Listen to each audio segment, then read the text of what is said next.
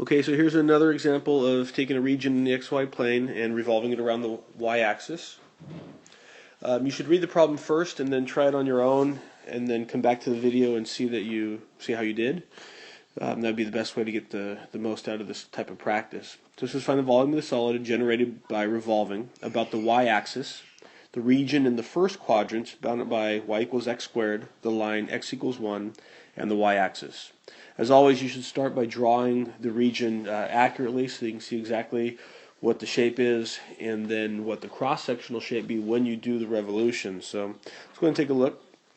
Here's a sketch for y equals x squared in the first quadrant. Now remember, the line x equals 1 is a vertical line, and so the region that we're revolving is this region in here. So let's go ahead and draw the little representative rectangle that we draw so we figure out what our shape is going to look like and what kind of outer and inner radius we're going to have.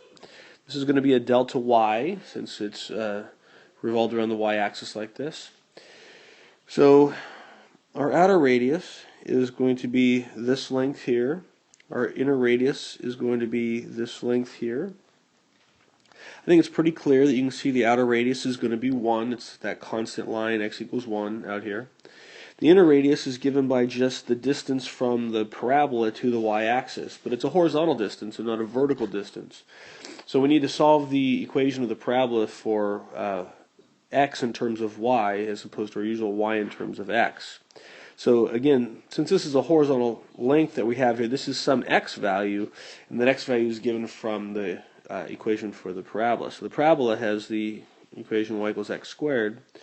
And if we solve this for x, of course, we get plus or minus root y, but we're in the first quadrant, so we'll only use the positive root y.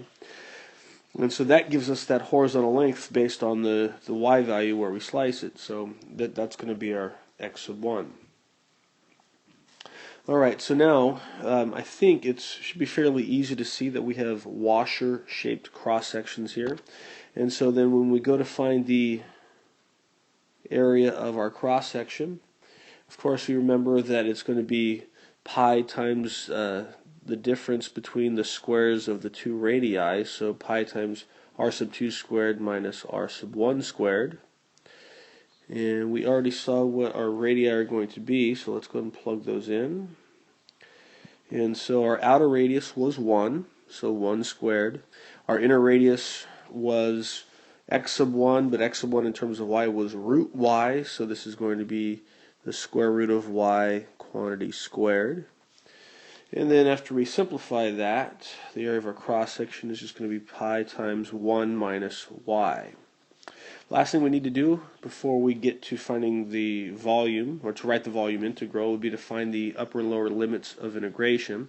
So if we go back over here and take a look at the picture, remember we are integrating along the y-axis, so we have to look vertically for an interval vertically defining the region that we're revolving.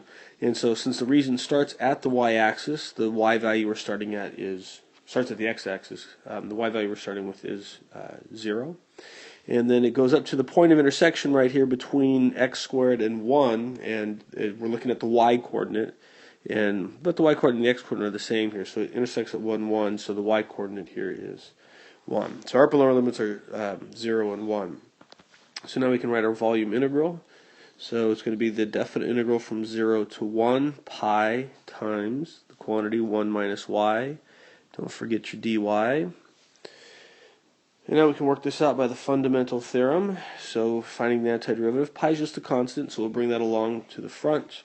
The antiderivative of 1 with respect to y is going to be y. The antiderivative of y with respect to y is 1/2 y squared, evaluated from 0 to 1.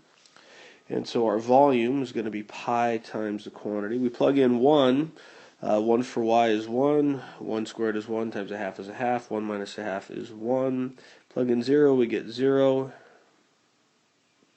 And I just made a mistake. So let me go back a little bit. I forgot to actually do the subtraction from the first part. When I plug in 1, we get 1 minus 1/2. So that's 1/2 minus 0. So excuse me on that. And so then we get 1/2 pi as our final answer. Hopefully you got that as well. And if not, you should go back and try to solve it again on your own. and then see if you can get that answer under your own work.